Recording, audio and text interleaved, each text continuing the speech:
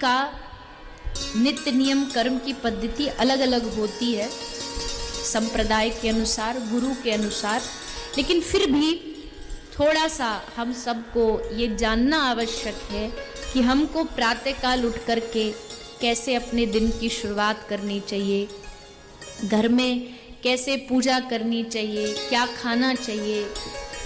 इन सब विषयों पर चर्चा करते हुए कहते हैं श्री कपिल भगवान, हर व्यक्ति जब सुबह जागता है, मैंने कल भी कहा था कि जब आप सुबह प्रातःकाल जागें तो सुबह उठ करके एक बार भगवान को अवश्य उनको स्मरण करें, उनको याद करें।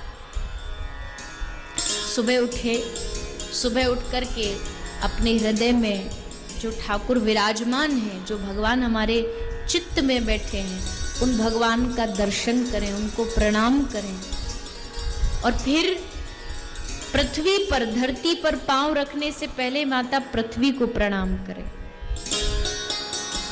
क्योंकि पृथ्वी माँ का स्वरूप है और हम इस पृथ्वी पर बहुत सारे पाप कर्म करते हैं, पृथ्वी को कष्ट देते हैं, मलमूत्र त्यागते हैं। इसलिए सुबह उठ करके माता पृथ्वी को प्रणाम करना चाहिए, क्षमा मांगनी चाहिए कि हे माँ, हम आपके ऊपर चरण रखेंगे, उसके पैर रखेंगे, उसके लिए हम आपसे क्षमा चाहते हैं। क्षमा प्रार्थना मांगे, प्रणाम करें, फिर स्नान आदि करें। सुबह उठ के सबसे पहला कार्य व्यक्ति को स्नान करना चाहिए, बाकी सब काम बाद में। सबसे पहले उठ के शौचादि से निवृत्त होकर के स्नान संध्या आदि करें। स्नान करने के पश्चात अपने घर में, सबके घर में एक मंदिर अवश्य होना चाहिए। उस मंदिर में या तो भगवान का चित्र होना चाहिए और अधिक अच्छे से पूजा करना चाहते हो तो अपने अपने घरों में या तो भगवान की, राधा कृष्ण की मूर्ति रखें या लड्डू गोपाल जी की मूर्ति रखें, राम सीता की मूर्ति रखें, शिवलिंग रखें, जिनमें आपकी श्रद्धा हो एक मूर्ति रखें और फिर उनकी सेवा करें। कितने लोग हैं जिनके घर में लड्डू गोपाल जी हैं? हाथ उठा के बताइए। बहुत लोग के घर में। तो सुबह उठ करके लड्डू गोपाल जी को या जो भी मूर्ति घर में हो, पहले उनको स्नान कराइए। उनको स्नान के पश्चात अच्छे अच्छे वस्त्र पहनाइए। जैसे आप कहीं जाते ना घूमने, कहीं भी गए हो, किसी की शादी में जाते हो या बाजार जाते हो, तो सबसे पहले याद आता है कि बेटा के लिए, बेटी के लिए ये कपड़े ले जाऊं। तो वैसे ठाकुर जी के लिए भी याद आना चाहिए। कहीं कोई नया त्योहार है तो अपने भगवान के लिए अच्छे अच्छे कपड़े लेके आए,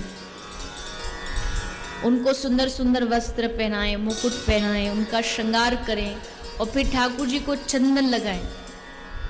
और भगवान को चंदन लगाने के बाद सबको अपने मस्तिष्क पे भी थोड़ा थोड़ा चंदन लगाना चाहिए। माथे पर सबके, जो भी सनातनी अपने आप को मानता है, सनातन धर्म से जुड़ा हुआ हर व्यक्ति को हर रोज माथे पे थोड़ा सा चंदन लगाना चाहिए। आप कहोगे हम चंदन लगाएंगे तो पड़ोसी हंसेंगे, तो हंसने दो, क्या फर्क पड़ता है। एक दिन हंसेंगे, 2 दिन हंसेंगे, एक दिन मजाक बनाएंगे, 2 दिन मजाक बनाएंगे तो सुन लो। और जब तक मजाक नहीं बनेगा तब तक भगवान भी कैसे खुश होंगे। भगवान जब देखेंगे कि इसका अब हंसी उड़ने लगी तो भगवान समझ जाएंगे अब ये कुछ कर रहा है। हंसी तो उसी की उड़ती है ना जो कुछ करता है। तो माथे पर चंदन लगाने में किसी को भी शर्म नहीं आनी चाहिए। माथे पर चंदन ये भक्त की पहचान है, ये वैष्णव की पहचान है। अब आप कथा में आ रहे हो अभी तो खैर, तो आपके माथे पे चंदन लगाया जाता है। अब आप कहीं बाजार भी चले जाओ तो उसको पता चल जाएगा कि ये आदमी कथा से आ रहा है, पहचान हो जाती है। जैसे आप जो माताएं हैं माथे में सिंदूर लगाती है, इसका मतलब क्या कि ठाकुर जी हमारा कोई पति है। तो वैसे माथे का चंदन भी बताता है कि हमारा कोई पति है, जगत पति है। ठाकुर जी हमारे और हम उनके शरणागत हैं।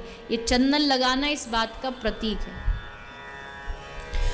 तो माथे पे चंदन और गले में कंठी, गले में तुलसी धारण करना भी ये भक्त की पहचान होती है। आपके अंदर भजन नहीं भी है ना, आप भक्ति नहीं भी जानते हो, कुछ नहीं जानते भजन करना, पर माथे पे चंदन और गले में कंठी धारण करके रखो। धीरे धीरे धीरे ये कंठी, ये तुलसी आपका मन भगवान में धीरे धीरे जोड़ दे। तो ये दो चीजें आप जो जितने भी लोग यहाँ कथा सुन रहे हो, आपको ये कथा के बाद भी करनी है। आज ही जब जाओ तो बाहर कंठी टंगी हुई है, तुलसी लेके जाइएगा, गले में तुलसी माला पहनिएगा। गले में कितना भी सोना पहन लो, भवसागर से पार सोना नहीं करवा सकता, भवसागर से पार तो ये तुलसी ही लेकर के जाएगी।